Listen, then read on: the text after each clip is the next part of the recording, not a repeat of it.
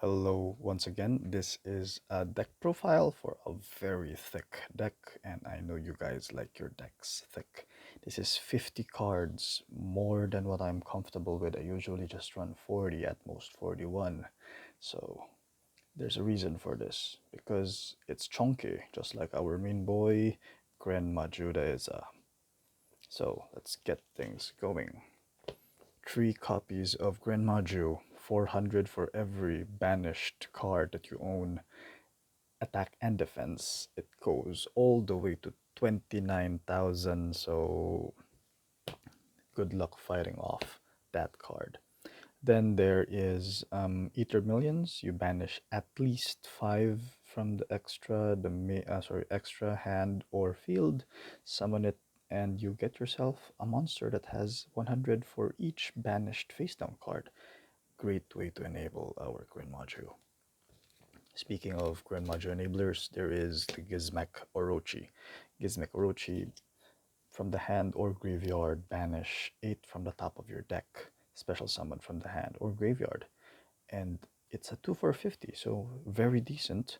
And aside from that, it has the effect of banishing 3 from your extra deck to pop off a monster on the field. You can even summon this on your battle phase or on the opponent's battle phase. Surprise! Now, that's a level 8, and the kaijus that we're running are also level 8. There is Godarla and there is Gamashell. I only run 4 because of space issues, as well as that not everything can be kaiju. Then there is Alpha, King of Beasts. It's a 3000 level 8 monster. It's basically free as long as your opponent has bigger monsters in terms of attack. Summon it from the hand. Summoning it is not once per turn, but the effect that is once per turn is to bounce monsters on the field on either side. You have to target Beast, Wing Beast, or Beast Warriors on your side of the field, and this is a Beast monster, so target itself, back to hand. You can also target these guys on your side of the field, because Thunderbird is a wing beast and Bigfoot is a beast, and they're level 8 and they're dangerous, and they pop field cards. Thunderbird destroys face down, Bigfoot destroys face up. I cannot wait for the reprint of Bigfoot in alternate art. Then there's our waifu, Dimension Shifter. I'm only running 2 of her because I don't have a third copy. And aside from that, it's only really good on the first turn, and after, it's not gonna work anymore because your graveyard is gonna be filled with stuff. It's gonna be used for something else. Speaking of banish, there is Diddy Crow. Really great card, messes up with Tearalaments, messes up with cards that really need cards in the graveyard. Speaking of, there's Haru Urara, which is, it stops searches. It stops people from dumping from the deck to the graveyard. Max C, this is the OCG, by the way. We are not afraid of the cockroach. But there are people that will literally stop their turn once you discard a Max C on the standby phase. So, really good card. Then there's Effect Veiler, because there's still people that use effects. Stop using effects, people. Now there's Pancratops, limited to 1. Really decent attack with 2/6. Very good utility in terms of its effect. Special summon it as long as your opponent has more monsters. It works really great with the rest of the deck. Hell, in almost any deck, it's a splashable card. Now on with our spell lineup. There is Pot of Desires, 2. Then there is Pot of Extravagance, 3. Pot of Desires, you banish 10 from your top deck, you draw 2. Extravagance, you banish 3 or 6 from your extra, then you draw 1 card for every 3 cards. So if you banish 6, you get to draw 2. But this has a big condition. This has to be the first spell or card that you have to use in the turn on the main phase, and then you cannot draw anymore after you draw 2 cards from this if it resolves. And take note, if it resolves. That means if the opponent will hit this card with a Haru, you get to banish 6 because of the cost, or 3, depends on you. But you can draw because it never got to resolve. So remember, if this gets negated, you can draw. The condition where you cannot draw is also gone. This will make Gren Maju immediately a 4000 attack monster. Then there's Allure of Darkness tree. Remember Dimension Shifter? If she becomes useless on hand, then you can use her for banishing a dark. And almost the rest of the deck is dark. So you get to draw 2 and you banish, and it makes Gren Maju as a big. Then notice our level 8s. We have here Trade-in. Discard Gizmek, you discard a danger, you discard Alpha if it becomes useless. Pick your poison. You draw 2 cards. Then, speaking of Kaiju, there's 2 copies of Interrupted Kaiju Slumber, the Kaiju Slumber Party. Field is too problematic? Okay, replace it with Kaiju. Easy. Speaking of problematic field, I run 2 copies of Brigeki Y2 because I only have 2.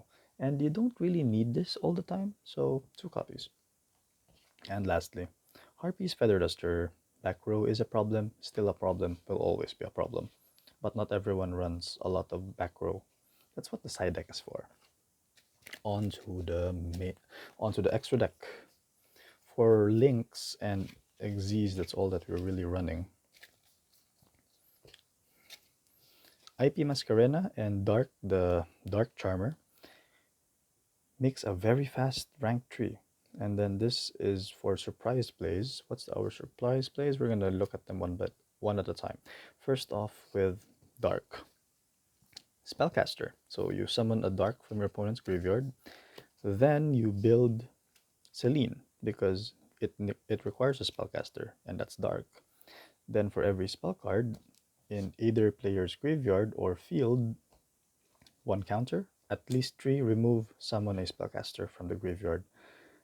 And you make a 4, which creates access code Docker. And that is how painful that is. You can also build the other method that we're using. For example, there's IP Mascarena. Then you surprise the opponent with a Nightmare Unicorn on their turn. Or if you're using this route, you can also summon a really big Ouroboros because you're banishing a lot of cards. So if you can't win with our Gren Maju, you can use this one, or you can use this engine here, 97, 100, and 38. Draglubion, remove material, summon a dragon number monster, and a dragon number monster is used as material from the extra deck. Number 100's effect is remove a material.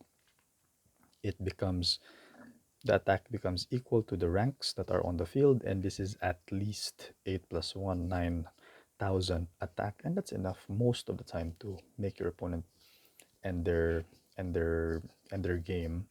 There's number 38, which is a great utility card in case this guy gets banished from our Pot of Extravagance or our Gizmek Orochi effect. At least you got this as a backup. Speaking of backups, we have some other utility rank 8s. There's the Heretic Dragon, which negates targeting effects. So if someone targets your Gren Maju in the field, this has your back. There is Dingirsu. It's a non-targeting card removal. And then there's number 68, Sky Prison, which is similar to how Abyss Dweller works. 100 for every card in the graveyard, and then nobody gets to touch the graveyard for summons. Those are big boys, but it can get bigger with our spiders, 84 and 77. 84 is somewhat a good board wipe because it destroys everything with 2/2 or less defense. Most of monsters don't have a big defense. Then put number 77 on it, then that's a 4000 attack monster. And then, speaking of attack, there is our ever great Zeus. Xyz monster makes an attack, summon it in defense, and you're a bit protected for the rest of the turn until you can one punch your opponent, or two punch, doesn't really matter, as long as they're 0 life. That's what matters.